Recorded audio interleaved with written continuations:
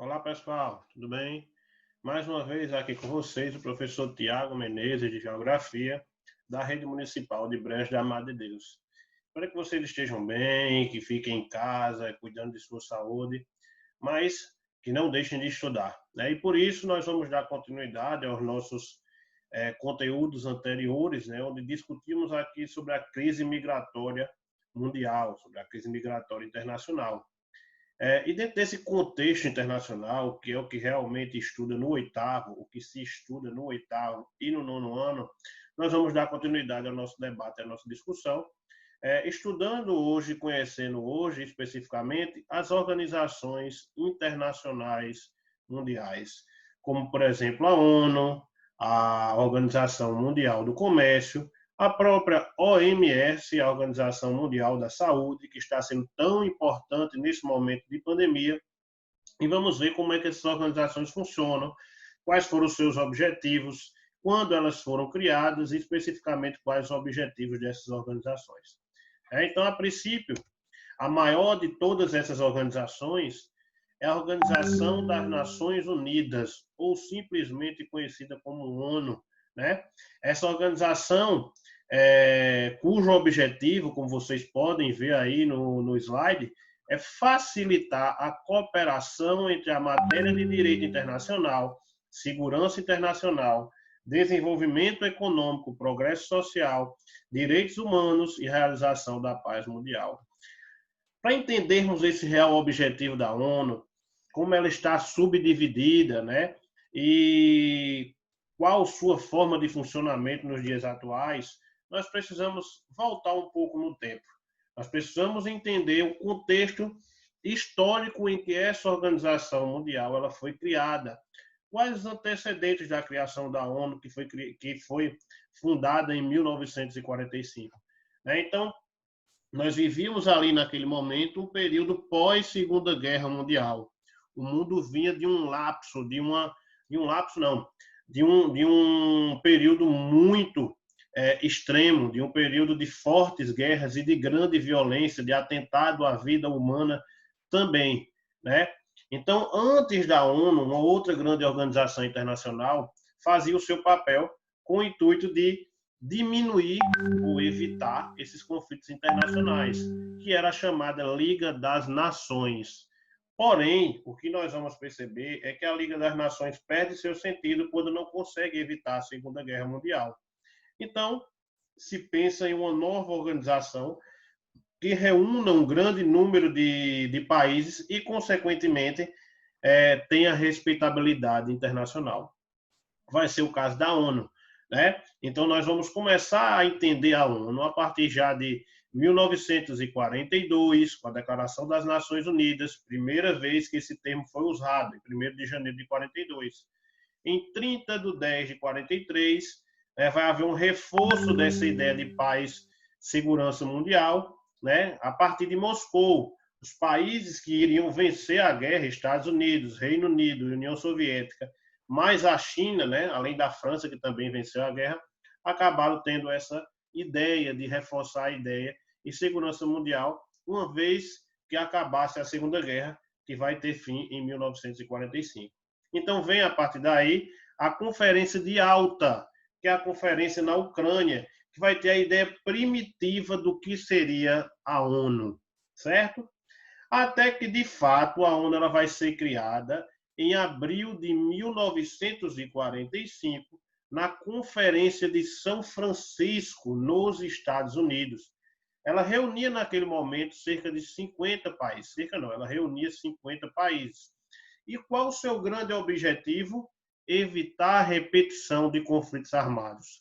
Fazer com que aquelas guerras mundiais ocorridas em um período de tempo tão curto, como, por exemplo, a primeira de 1914 a 1918 e a segunda de 1939 a 1945, elas não se repetissem.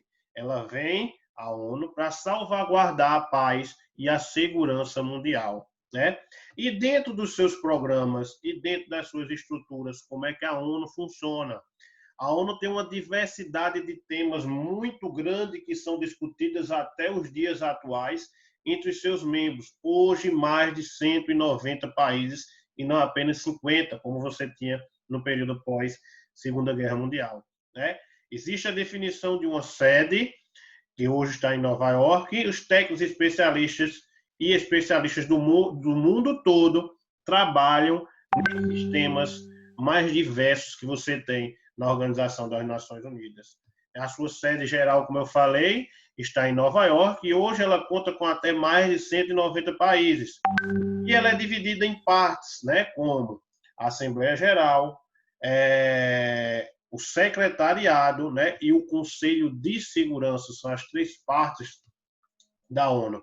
E você também tem suas comissões econômicas e suas agências específicas, que são agências que funcionam a partir da ONU, como a própria Unicef, a Unesco, tão conhecida aqui pelas campanhas relacionadas às crianças, né?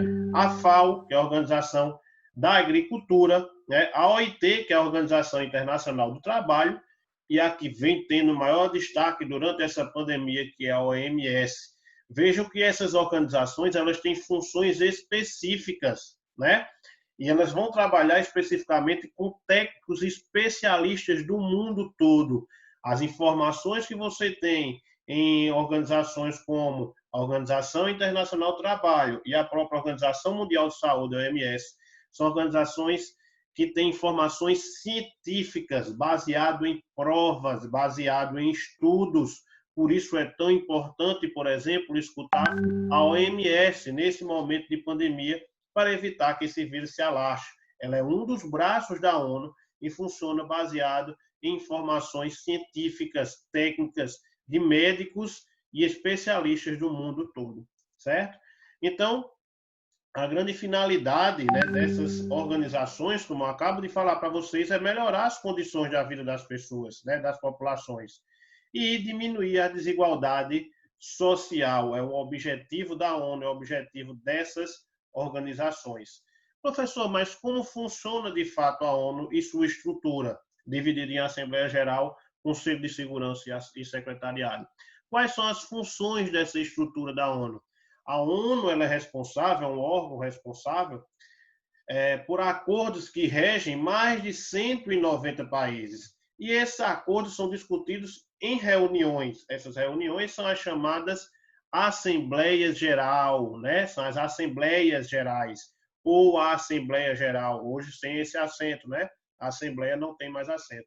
Tá? E aí o que nós vamos perceber é que ao longo do período de 2 semanas, esses países se reúnem para discutir os mais diversos assuntos que vão sair resoluções para serem seguidas pelos membros da ONU de uma forma geral, né? Então, essa discussão ela vai ser bastante democrática, afinal de contas, você tem uma quantidade muito grande de países, muitas vezes com opiniões diferentes, mas que precisam ter um consenso gerado pela maioria, né? Com assuntos relacionados, por exemplo, a direitos humanos, com assuntos relacionados a invasões de outros países, mas principalmente com o intuito de evitar grandes conflitos internacionais e melhorar a vida das pessoas. Esse é o grande intuito da ONU, né? Da Organização das Nações Unidas. Uma outra base, uma outra estrutura da ONU vai ser o Conselho de Segurança. Esse Conselho de Segurança, ele acaba reunindo apenas, hoje ainda, cerca de 5 países como membros permanentes e outros países como membros rotativos. Qual a importância desse Conselho de Segurança? Primeiro, os seus membros permanentes são os vencedores da Segunda Guerra Mundial, mais a China, que tem um poderio econômico e uma população muito grande, além do poderio econômico muito forte. Né? Tá aqui, Estados Unidos, Reino Unido, França, Rússia, que era na época a União Soviética, mais a China, formam o Conselho Permanente de Segurança. O Conselho Rotativo ele é formado por mais 10 países, né? Que se revezam dependendo do momento que aquele país passa dentro desse Conselho de Segurança. Isso aqui é um exemplo do ano de 2010, né? Esse era o conselho que formava do ano de 2010. Veja que a América Latina ainda tem 2 cadeiras, né? Não mais o Brasil nem a Colômbia, Aí a Europa Ocidental tem mais 2 cadeiras, a África são mais 2 cadeiras, a Ásia mais 2 cadeiras, uma cadeira é dividida entre a Ásia e a África e uma cadeira fica para o leste europeu, para que se tenha representantes do mundo todo nesse Conselho de Segurança. Qual a importância do Conselho de Segurança, especificamente o permanente? Esses países têm poder de veto sobre qualquer decisão que venha até a ONU. Vou dar um exemplo específico, né? Em 2003, quando os Estados Unidos foi invadir o Iraque com a justificativa que se dava pelos Estados Unidos, que eles produziam armas nucleares para atacar os próprios americanos, esse ataque foi vetado pelos outros 3 países, só quem votou a favor foi Estados Unidos e Reino Unido. Porém, os Estados Unidos acabaram indo de encontro àquilo que a ONU tinha falado para evitar um conflito e invadir os Estados Unidos, mesmo sem a permissão da ONU. Depois ficou provado, como todos nós sabemos, que não existia nenhuma arma e que o verdadeiro interesse dos Estados Unidos era no petróleo iraquiano, né? Mas acabou, de uma certa forma, desmoralizando a ONU, perdendo um pouco de sua força. Inclusive, um brasileiro acabou perdendo, um brasileiro importante, acabou perdendo sua vida, né? O Sérgio Vieira de Mello, que era representante também da ONU naquele país, já que o prédio da ONU acabou sendo bombardeado durante aquela guerra em Bagdá, capital do Iraque, né? Então, o que nós vamos perceber é que, provavelmente, qualquer outro país que não tivesse a força que os Estados Unidos têm, teria sofrido sérias sanções econômicas, né? Ou seja, a ONU teria recomendado bloqueio de relação com esse país que atacasse um outro sem a sua recomendação. Afinal de contas, essa é a função da ONU, é evitar esses conflitos. Por isso que ela é tão importante, minha gente, porque é uma organização que reúne o maior número de países do mundo, né? Nenhuma outra organização internacional reúne tantos países como a ONU reúne. Daí a sua importância. Nenhuma outra organização internacional debate tanto questões mundiais como a ONU debate. Né? Nenhuma outra organização internacional tem tem instituições tão importantes como a ONU tem, como a OMS, como a OIT, né? Como a Unicef, como a Unesco. Né? Então, a ONU é uma organização de extrema importância. O Sérgio Vieira de Mello, ele participava do secretariado da ONU, esse brasileiro que morreu lá no Iraque em 2003. Professor, o que é o secretariado? Qual a função? A função do secretariado, o então secretário-geral da ONU na época, era esse senhor que vocês estão vendo, Kofi Annan, né?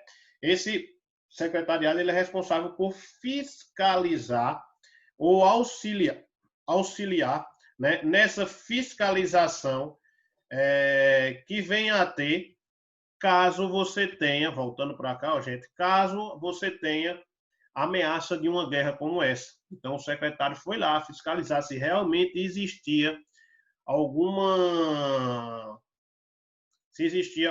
irregularidade, certo? Alguma fabricação de arma nuclear. Foi visto que isso não existia, o secretariado passa para a Assembleia para essa discussão, né? Por isso que a ONU acabou vetando essa invasão dos Estados Unidos no Iraque, que os Estados Unidos acabou não respeitando. Mas essa é a função do secretariado, né? Trazer informações. Ele fornece estudos, informações e facilidades necessárias para que os organismos das Nações Unidas façam suas reuniões. Quem é que fornece as informações necessárias? Quem é que traz os estudos científicos? É o secretariado, né? Para que se tenha discussão de todo aquele problema na Assembleia Geral, certo? Uma outra organização mundial é o Fundo Monetário Internacional. É um banco, né, uma organização que pretende assegurar o bom sistema financeiro mundial pelo monitoramento das taxas de câmbio e da balança de pagamentos através da assistência técnica e financeira. O objetivo do FMI é emprestar dinheiro para aquele país que esteja numa situação muito ruim. Qual é o problema também quando um país pega dinheiro emprestado com o FMI? Ele exige que esse país corte o que ele chama de gastos sociais. Por exemplo, vai haver um congelamento dos salários, né, para poder pagar os juros do FMI, para poder pagar o que aquele país pediu emprestado, né, porque ele empresta a juros altíssimos. Então, ele vai cortar gastos ou vai congelar os salários, né, pode congelar investimentos em educação, investimentos em saúde, porque tudo isso é exigido pelo FMI. Daí essa chargezinha que a gente está vendo aqui, ó. Oba, o FMI nos emprestou 30 bilhões e o cara, para pegar os 30 bilhões, vai ter que morrer enforcado. Né? Por quê? Porque acaba sendo uma pegadinha, né? Acaba sendo emprestado dinheiro a juros altíssimos e tendo que cortar investimentos em setores fundamentais para a população, como saúde, salário e educação. Uma outra grande instituição internacional é o Banco Mundial, né? O BIRD, esse que vai também emprestar dinheiro para obras de infraestrutura, para construir um viaduto, para construir uma estrada. O governo, um determinado governo, tem que apresentar esse projeto para pegar esses empréstimos com o Banco Internacional. Também pode gerar uma dívida externa, aumentar muito a dívida externa de um determinado país, de um determinado governo, por conta dos juros cobrados altíssimos, né? A diferença é que, enquanto o FMI, enquanto o Banco Mundial é dirigido, né, especialmente a presidência do Banco Mundial é dirigida mais pelos Estados Unidos, né, o FMI é presidido por um europeu. Né? Então, isso era há algum tempo atrás. Mas você vê duas funções muito parecidas entre o Banco Mundial e o FMI. E o que é a OMC, Organização Mundial do Comércio? É uma organização que trata, de fato, das regras do comércio internacional.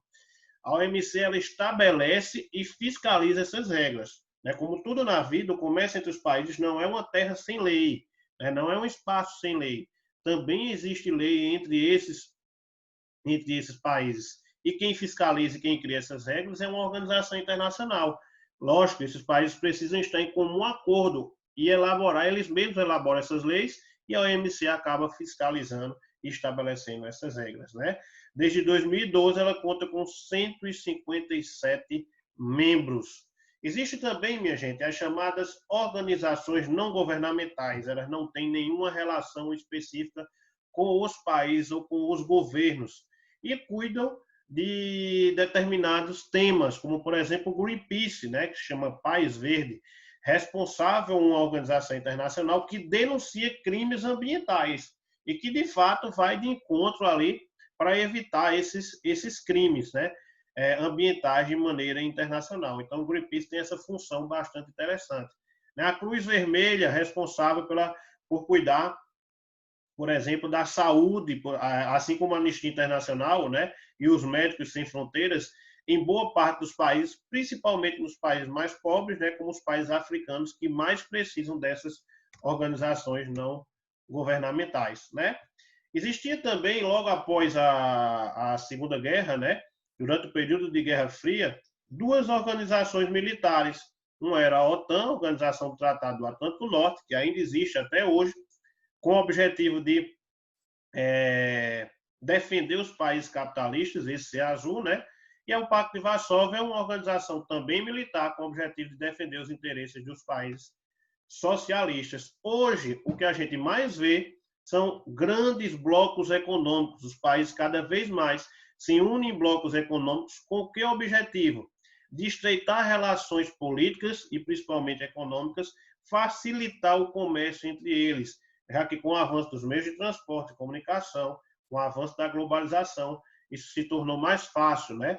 E isso acaba fazendo com que esses países tenham uma relação cada vez mais próxima, né? A partir desses blocos econômicos, que são outras organizações internacionais.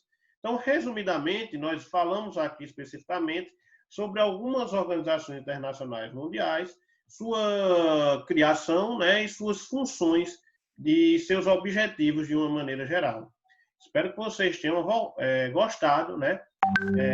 Um abraço para todos vocês e até a próxima. Tchau, tchau.